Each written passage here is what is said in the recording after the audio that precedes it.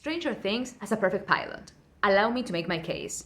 In writing the pilot, William Rapkin states that there are two possible types of pilot. One is the premise pilot, which sets up the franchise of the show by showing the events that put the characters and conflicts in motion. The other one is a regular episode, which could have aired at any point in the season without changing anything. As you can probably guess, Stranger Things falls into the first category. Its pilot sets up the franchise of the show, which is understood by Rapkin as the characters, the setting, the way people interact, the style of dialogue and storytelling, the types of stories that are told, and the central conflict.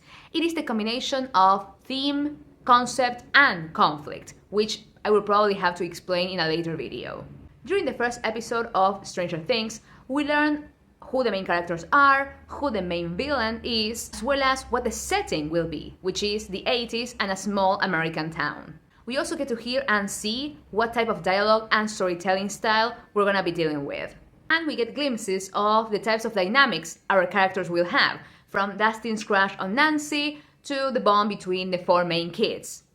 Finally, we also learn what the main conflict is going to be, Will's disappearance, as well as the mystery surrounding Eleven. There is something that I want to clarify, which is that this is a streaming pilot, and streaming pilots don't need to set up as many things as a regular TV pilot, because at the end of the day, it's the first chapter of a longer story. But they do need to hook the audience, which Stranger Things manages to do without stumbling.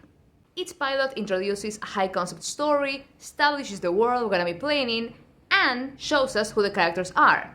In particular, I want to highlight Hopper's first scene, and perhaps what's most important of all is that they managed to do this without using talking heads, meaning they don't have characters saying things nobody would ever say in real life just to give you exposition. They actually show you what you need to know organically. And that is why Stranger Things has a perfect pilot.